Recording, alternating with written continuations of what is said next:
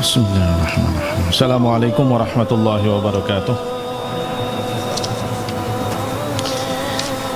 Innal hamdalillah nahmaduhu wa nasta'inuhu wa nastaghfiruh wa na'udzu billahi min shururi anfusina yahdihillahu fala mudilla lahu wa may yudlilhu fala hadiya lahu.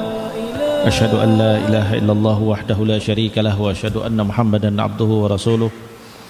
Ballagha ar-risalata wa adda al-amanata wa nasaha al-ummah wa jahada fi sabilillahi haqqa jihadihi hatta atahu al-yaqin. Allahumma salli ala Muhammad wa ala ali Muhammad kama sallaita ala Ibrahim wa ala ali Ibrahim wa barik ala Muhammad wa ala ali Muhammad kama barakta ala Ibrahim wa ala ali Ibrahim fil alamin innaka Hamidum Majid. Rabbi shrah li sadri wa yassir li amri wahlul 'uqdatam min lisani yafqahu qawli. Rabbana atina fid dunya hasanah wa fil akhirati hasanah wa qina adzabannar. Allahumma 'allimna bima yanfa'una wanfa'na bima 'allamtana warhamna innaka anta arhamur rahimin. Allahumma arinal haqqa haqqan warzuqna ittiba'ah wa arinal batila batila warzuqna ijtinabah. Allahumma inna nas'aluka hubbaka wa hubba man yuhibbuka wa hubba amalin yuqarribuna ila hubbik. Allahumma ij'al hubbaka ahabbu ilayna minal ma'il baridi 'inda adh-dhama'. Allahumma inna nas'aluka ilman nafi'a wa rizqan tayyiba wa amalan mutaqabbala. Amma ba'd. Alhamdulillah anak-anak sekalian, siang hari ini Allah Subhanahu wa taala memberikan kesempatan kembali pada kita untuk bisa bermajelis kembali, meneruskan daripada majelis kita dalam dars am kita ini, yaitu membaca tentang Nabi kita, membaca tentang sirahnya atau bagian daripada sirahnya Nabi kita Muhammad sallallahu alaihi wasallam. Tetapi kita sedang membaca tentang bidang atau satu bidang yang menceritakan tentang syama'il ataupun tentang sifat-sifat Nabi kita Nabi sallallahu alaihi wasallam. Kemarin Ustaz sudah sampaikan belum tentang penulis kitab ini? Siapa penulisnya? Al-Imam At-Tirmidzi, ya. Silakan dicatat sedikit di tempat situ sudah ada sebenarnya, tapi kita ringkaskan. Siapa Imam Tirmidzi? Namanya siapa? Nama lengkapnya Muhammad Ibnu Isa Ibnu Saurah Ibnu Musa Ibnu Dhahhak. Muhammad Ibnu Isa Ibnu Saurah Ibnu Musa Ibnu Dhahhak At-Tirmidzi, ya. Muhammad Ibnu Isa Ibnu Saurah Ibnu Musa Ibnu Dhahhak At-Tirmidzi. Kunyahnya adalah Abu Isa At-Tirmidzi. Kunyahnya Abu Isa At-Tirmidzi, ya. Beliau lahir tahun 209 Hijriah. Lahir tahun 209 Hijriah di kota Turmud, ya, kota Turmud, makanya beliau namanya At-Turmudi, ya. Di mana itu kota Turmud? Kota Turmud itu adalah posisinya di selatan Uzbekistan, di utaranya Afghanistan. Jadi pas berbatasan antara Afghanistan dengan Uzbekistan. Di bagian selatan Uzbekistan itu dekat sungai perbatasan antara Uzbekistan dan Afghanistan. Di situ ada satu kota namanya kota Turmud.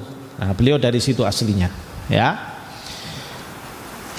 Beliau salah seorang ulama yang banyak menulis kitab bidang hadis, ya, dan kitab yang terkenal yang beliau tulis adalah Al-Jami' As-Sahih, yaitu milik siapa yang dikenal dengan nama apa?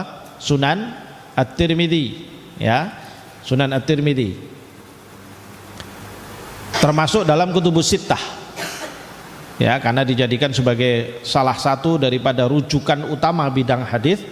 Maka dia masuk dalam 6 buku besar utama tentang rujukan hadis, ya, yaitu Sunan At-Tirmidzi, ya.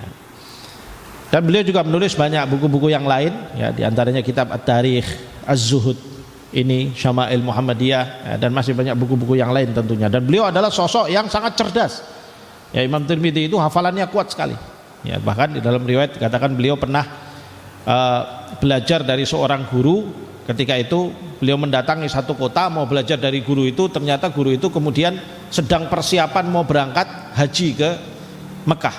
Lalu kemudian beliau akhirnya mengikuti, ya sudah kalau begitu saya ikut bersama dengan Anda, dan di perjalanan saya mau mengambil belajar dari Anda, ya. Lalu kemudian di sambil perjalanan itu dia belajar dari guru itu, mengambil guru itu memberikan banyak hadis, ya kira-kira sekitar 900-an hadis disampaikan oleh beliau selama perjalanan itu. Tapi kemudian dia melihat bahwasanya Imam Tirmidzi nggak nulis, bawa kurosah tapi nggak nulis, sehingga guru ini menjadi tersinggung. Dia melihat, kamu bawa kurosah, kamu bawa kolam, kenapa kamu nggak tulis? Ala tastahi, apa kamu nggak malu dengan saya? Nah ini, kamu belajar minta belajar, hadis saya kasih sudah ini sampai 900-an, nggak ada satupun yang kamu tulis di situ. Apa kamu nggak malu sama saya? Minta ilmu sudah saya kasih nggak ditulis. Nah begitu, ya.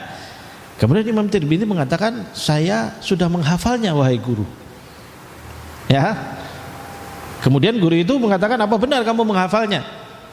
Kemudian dia, lalu dicek sama dia, coba bacakan hadis yang saya bacakan tadi tentang ini, dibaca oleh beliau. Hadis yang itu dibaca tentang itu, dibaca yang itu, baca semuanya.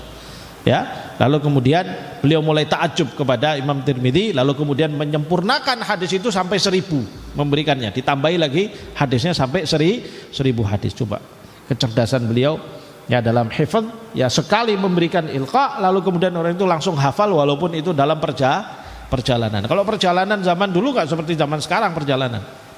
Dulu naik onta, ya, naik kuda, naik kendaraan ini. Kalau sekarang kan naik mobil AC, ya. Kalau mobil AC sekarang Imam Tirmidzi dulu dikasih 1000 hadis ya dilahap semua gitu ya. Kalau kita dikasih 1 hadis itu wallah alam hafal atau enggak. Ya, jauhnya kualitas kita berbanding dari siapa? Imam Tirmidzi. Tapi Imam Tirmidzi itu memang terkenal dengan hifdz ataupun hafalannya sampai wa yudrabu bihi mathalan fil hifdzi. Ya, beliau sampai dijadikan sebagai panutan atau menjadi contoh dalam hafalan. Jadi kalau orang nyebut kamu cerdas hafalanmu seperti Imam Tirmidzi, ya begitu. Jadilah kuat hafalannya seperti Imam Tirmidzi, ya begitu. Ya saking kuatnya hafalan di antara para ulama sampai dijadikan sebagai matal, ya. Imam Tirmidzi wafat pada tahun 279. Berarti umurnya berapa? Lahir 209, meninggal 279. Berarti umurnya berapa?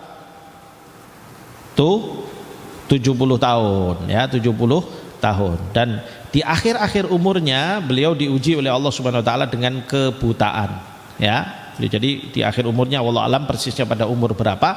Ada yang mengatakan beliau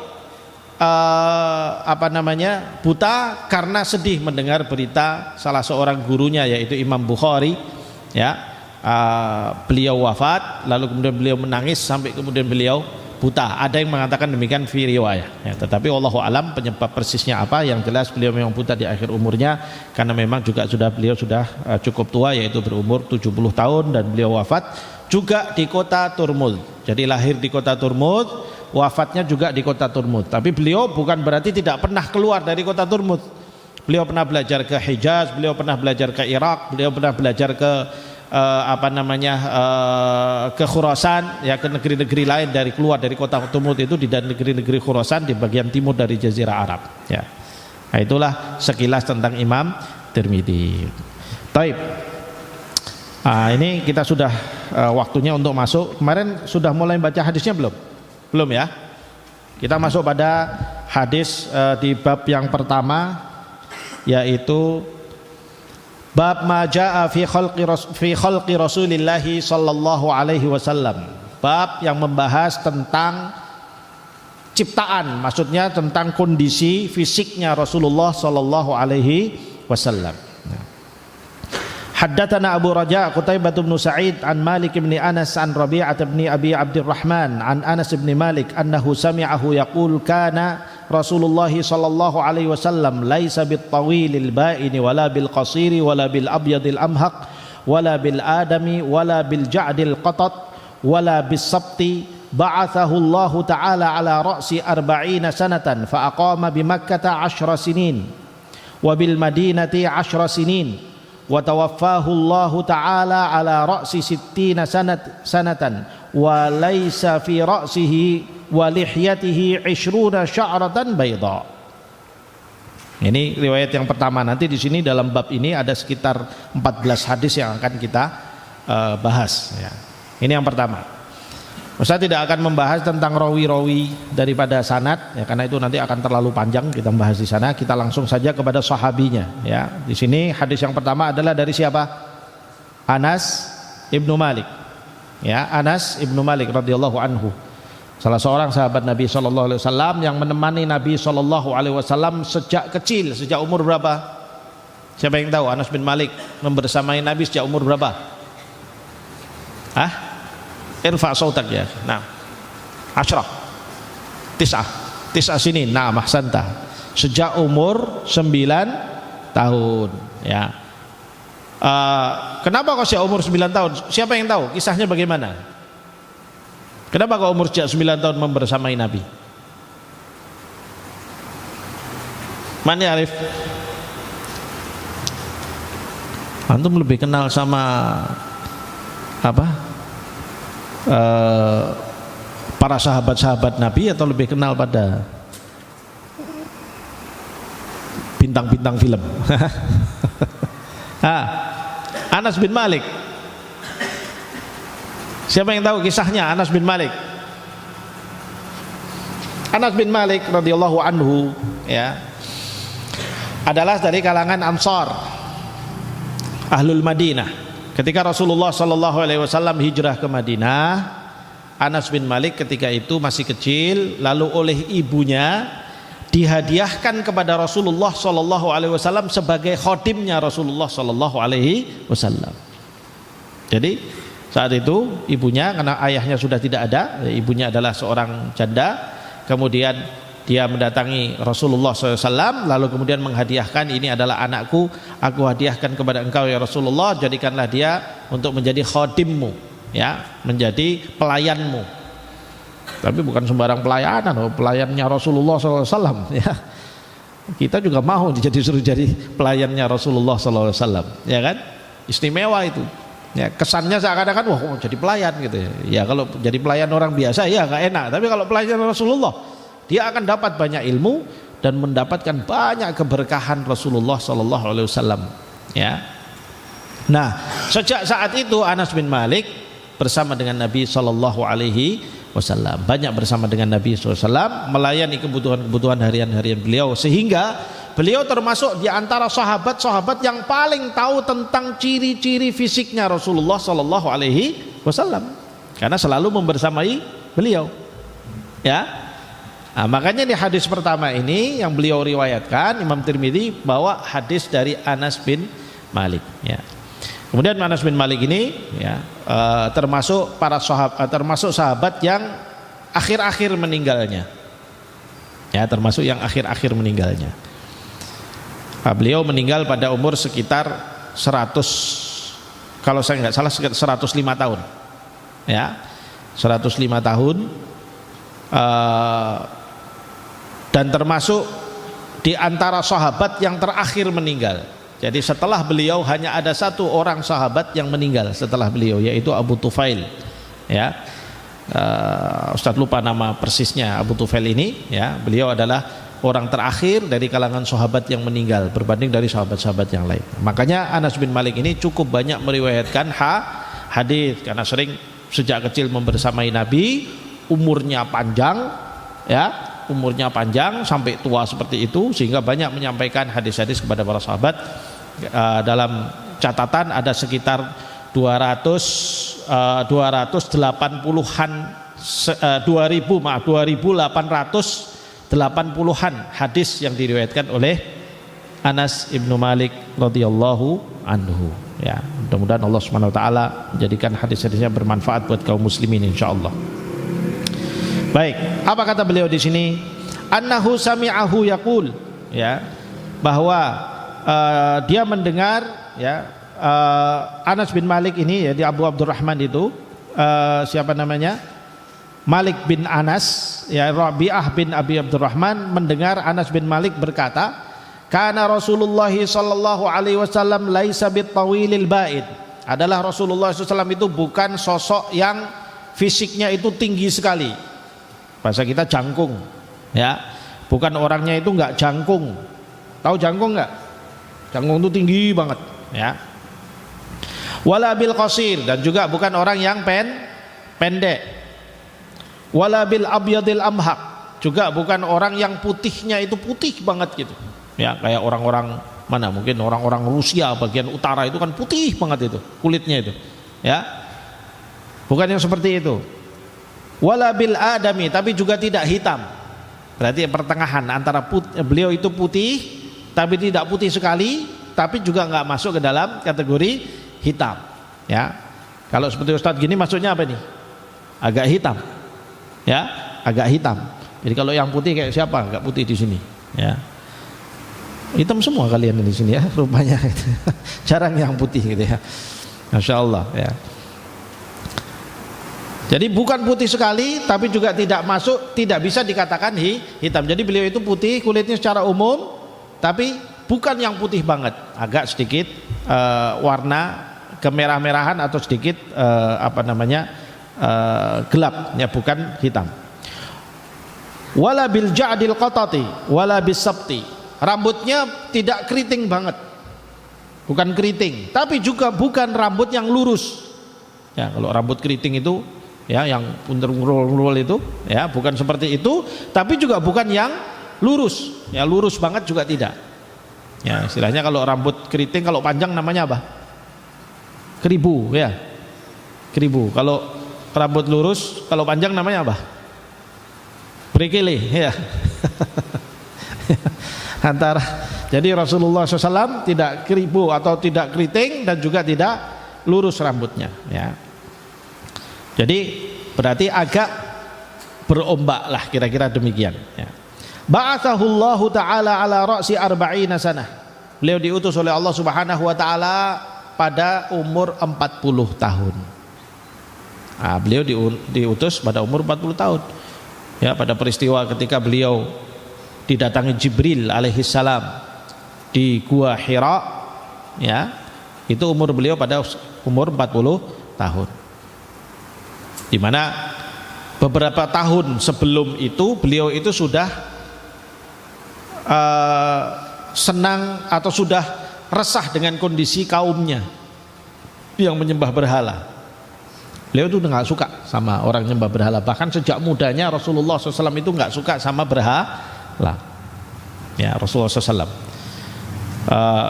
Beliau tidak pernah ikut menyembah berhala, tidak pernah seumur beliau. Ya, sejak kecil, sejak lahir sampai beliau diutus menjadi nabi pun tidak pernah menyembah berhala. Dan Rasulullah tidak suka terhadap berhala. Bahkan beliau sedih melihat kaumnya, ya, Quraisy yang saat itu banyak menyembah berhala. Walaupun beliau sendiri saat itu bukan sosok yang kemudian tahu-tahu benar, kenal betul sama Allah Subhanahu wa ta'ala, ya, juga belum. Tapi sudah dari dalam dirinya itu sudah nggak suka sama berhala. Allah Subhanahu wa ta'ala menjadikan di dalam dirinya sifat demikian, ya, fitrahnya dalam kondisi yang demikian. Sehingga sekitar umur-umur sebelum 40, ya, beberapa tahun sebelumnya itu beliau sudah akhirnya suka menyendiri. Menyendirinya beliau saat itu ke Gua Hira. Jadi sebuah gua kecil begitu berada di salah satu gunung di pinggiran kota Mekah, ya. Jadi gunungnya itu sekitar jaraknya kalau dari kota Mekah, ya, mungkin sekitar 3 atau 4 kilometer lah, ya, jaraknya kalau dari Ka'bah, ya, sekarang ini. Nah, di mana di atas gunung, ya, ketinggian Gua Hira itu sekitar kalau dari datarannya gunung itu, ya, sekitar mungkin ya di atas 120 meter mungkin, ya, agak tinggi. Jadi naik itu agak tinggi, ya. Kalau antum ke sana, ya, mau menaiki gunung itu sampai ke Gua Hira biasanya ditempuh sekitar 40 sampai 45 menit, ya, berjalan kaki, ya. Biasanya begitu, rata-rata orang sekitar itu, kecuali kalau orang yang badannya kuat banget itu bisa jadi mungkin 15 menit nyampe juga mungkin bisa, ya. Tapi rata-rata orang sekarang, ya, itu kalau untuk naik seperti itu sekitar 40 sampai 45 menit. Jadi cukup tinggi posisinya, sehingga kalau kita naik di atas itu, ya, gitu, sekarang itu kita sudah bisa melihat mana posisi Ka'bah sekarang di mana dan sebagainya. Jadi cukup terlihat kota Mekah. Nah, tampaknya tempat itu dulu Rasulullah SAW suka di tempat itu karena beliau bisa melihat pemandangan yang luas, kemudian tempatnya juga sunyi karena saat itu kota Mekah kan masih kecil. Kalau sekarang posisi Gua Hira itu sudah bawahnya sudah rame, sudah banyak pasar karena sekarang kan berkembang. Tapi saat itu lokasi itu masih sepi, sehingga beliau bisa betul-betul bertahannuts. Apa itu tahannuts? Berpikir, ya, memikirkan tentang ciptaan alam, memikirkan tentang bagaimana alam semesta ini ada. Ya, kalau malam gelap dia bisa melihat ke langit, melihat bintang-bintang. Ya, walaupun belum kenal secara langsung bagaimana ya penciptanya ini siapa, bagaimana Allah Subhanahu wa taala dan sebagainya, itu masih belum. Tapi beliau juga sudah tidak suka terhadap orang-orang yang mensyirikkan Allah Subhanahu wa taala dengan berhala-berhala. Nah, itu kondisinya. Sampai suatu malam ketika beliau sedang sendirian, tiba-tiba didatangi sosok yang beliau nggak kenal, orang, ya. Padahal jadi kalau di situ ada orang datang, pasti beliau akan dengar tapak-tapak kakinya, karena di situ gunung-gunung, batu-batu gunungnya itu. Jadi kalau orang jalan kan bunyi tak tak tak tak gitu kan, mesti langkahnya berbunyi. Ini nggak ada bunyi, nggak ada apa, tiba-tiba berada di depan mulut gua. Kira-kira gimana? Malam-malam sendirian di tempat seperti itu, kira-kira gimana? Kalau kalian kabur gitu ya, biasanya kalau kita siapa ini, lari gitu ya, pulang ke rumah. Tapi Rasulullah SAW ketika itu terkejut, ya ada perasaan takut, ada perasaan bingung, ini siapa? Nggak ada suara, tiba-tiba nongol di depan saya. Sudah seperti itu, langsung memerintahkan untuk membaca Iqra. Ya, langsung mengatakan kepada Iqra.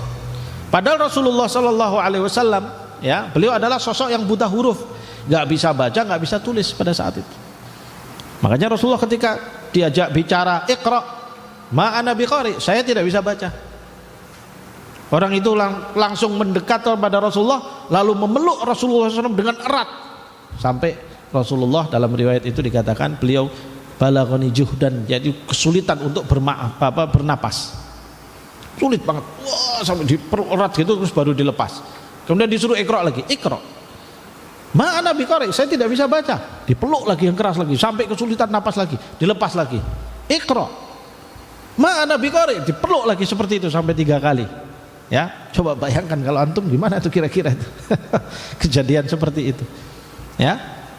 Kemudian disuruh Iqra dan Rasulullah mengatakan tidak bisa baca, yang 3 kali barulah orang itu melengkapi bacaan perintahnya. Iqra bismi rabbikal ladzi khalaq, khalaqal insana min 'alaq, Iqra wa rabbukal akram alladzi 'allama bil qalam, 'allamal insana ma lam ya'lam.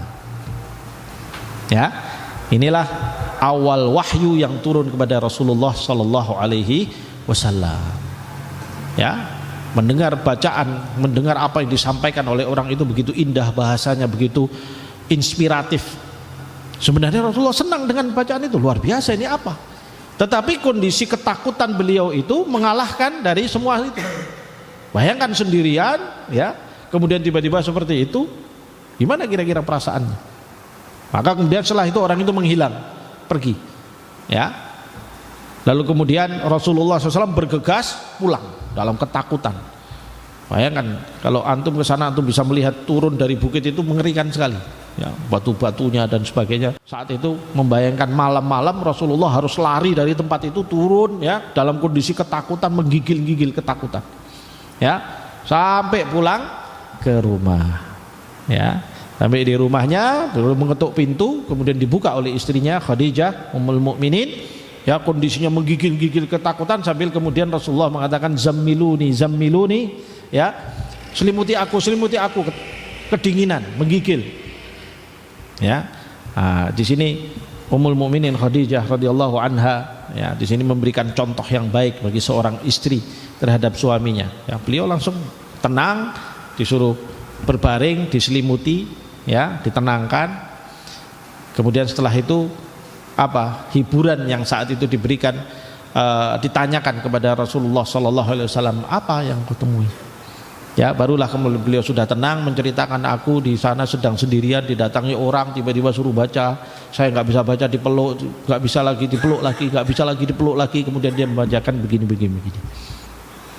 Nah, saat itu hal pertama yang dilakukan oleh Khadijah adalah menghibur Rasulullah SAW.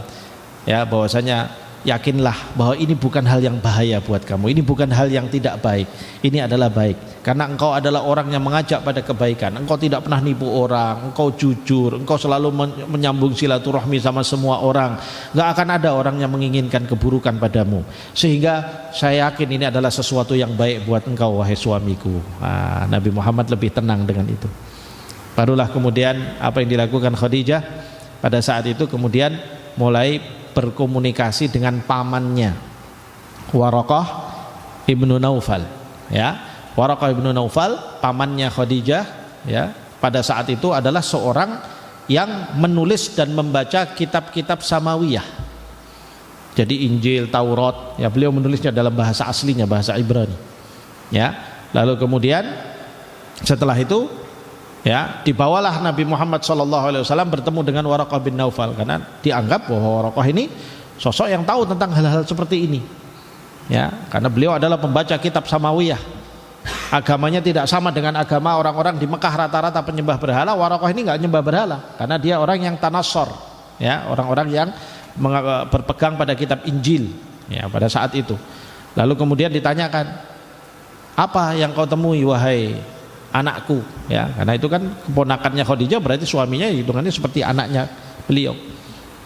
Lalu Rasulullah menceritakan. Setelah diceritakan, apa komentarnya Waraqah? Inna hadan namusul ladzi jaa ila Musa. Sesungguhnya aku yakin ini adalah utusan yang sama yang datang kepada Musa.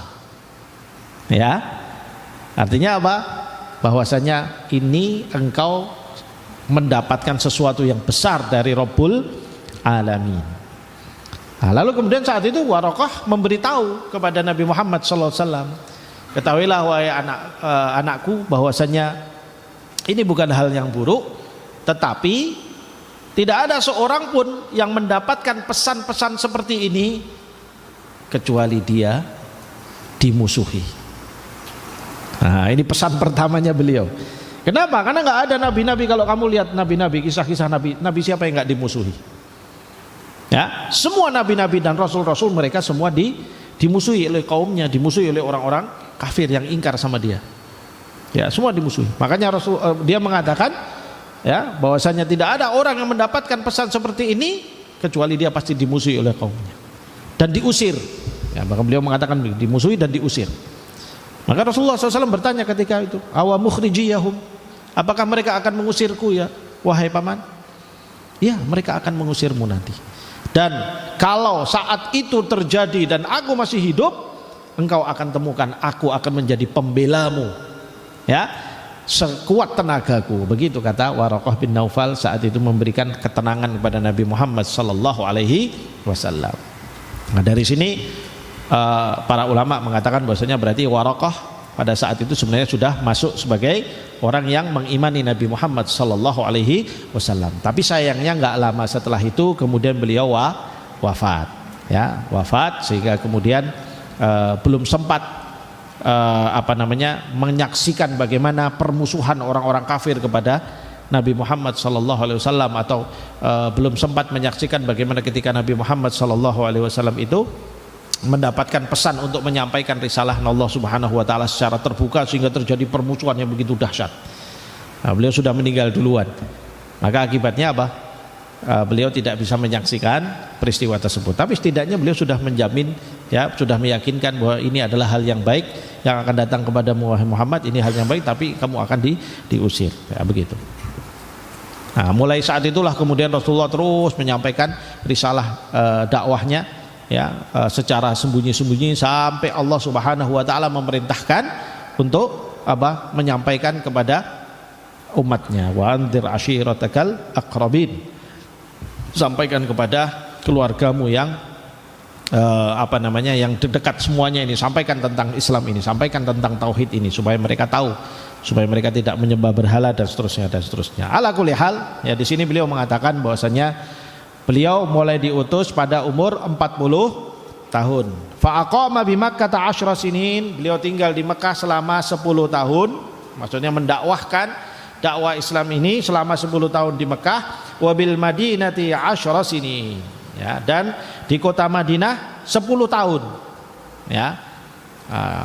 di sini kalau kita mau melihat lebih detail lagi, sebenarnya Rasulullah Shallallahu Alaihi Wasallam tinggal di kota Mekah, di kota Mekah 10 tahun dalam dakwah, di Mekah itu selama 13 tahun, lalu kemudian di Madinah selama 10 tahun. Nah, bagaimana? Kenapa kok di sini Anas bin Malik menyebut hanya 10 tahun? Tampaknya beliau hanya memberikan perkiraan, ya, perkiraan selama 10 tahun. Ya, wallahu a'lam bishawab.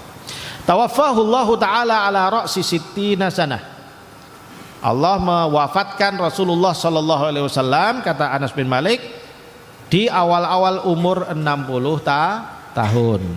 Ya, di awal 60 tahun, ya. Persisnya Rasulullah meninggal sekitar 63 tahun. Ya, dakwah Rasulullah kalau dihitung sejak awal mula beliau diutus umur 40 tahun, lalu 13 tahun di Mekah ditambah 10 tahun di Madinah, berarti berapa? 63. Tapi kenapa kok dia menyebutnya ala ra'si sittina sanah? Ya berarti Anas bin Malik hanya memberikan perkiraan secara global, ya, tidak secara detail menyebutkan tentang berapa persisnya Rasulullah Shallallahu Alaihi Wasallam umurnya pada saat meninggal. Ya. Walaysa fi ra'sihi wa lihyatihi 20 sya'ratan bayda. Nah, ini yang penting. Pada saat meninggal umur 60 sekian tahun itu, di awal-awal 60-an tahun itu, kata beliau, tidak ada di rambutnya dan di jenggotnya lebih dari 20 helai uban. Jadi ubannya Rasulullah itu enggak lebih 20 helai pada saat beliau meninggal umur 63 atau 60-an tahun itu tadi. Ya, berarti walaupun sudah cukup berumur, tapi Rasulullah rambutnya itu masih terlihat hitam, ya, jenggotnya masih terlihat hitam, ya, kemudian ubannya hanya sekitar tidak lebih dari 20, begitu menurut kesaksian dari siapa? Anas bin Malik. Ya, nah dari sini kita bisa menggambarkan sosok Rasulullah Shallallahu Alaihi Wasallam secara umum, tidak terlalu tinggi, tidak terlalu pendek, rambutnya tidak keriting dan juga tidak lurus, ya. Kemudian beliau diutus pada umur 40 tahun lalu meninggal pada umur 60-an tahun, ya, di awal-awal, tapi kondisi rambutnya atau jenggotnya saat itu masih hitam sehingga tidak ada lebih dari 20, tidak melebihi ubannya tidak melebihi 20 helai. Kenapa sih Anas bin Malik kok sampai bisa menyebut jumlah ubannya? Saking cintanya sama Rasulullah Shallallahu Alaihi Wasallam. Ya, orang itu kalau cinta banget sama seseorang, semuanya diperhatikan. Coba ibu kamu sama kamu, tahu itu mesti tanda-tanda fisik kamu. Mungkin ada yang ada tai lalat di belakang sini mungkin, atau mungkin ada bulu rambutnya yang di bagian mana. Ibu mesti tahu betul kenapa, saking cintanya sama anaknya dan setiap hari ngurusi, ya kan? Nah ini Anas bin Malik begitu, saking cintanya sama Rasulullah SAW dan setiap hari mengurusi Rasulullah SAW sampai beliau itu tahu ketika meninggal jumlah jumlah ubannya itu nggak sampai 20, ya, subhanallah, ya. Jadi ini petunjuk bahwasanya kepada kita tentang bagaimana kecintaan yang ada pada Anas bin Malik kepada Rasulullah Sallallahu Alaihi Wasallam.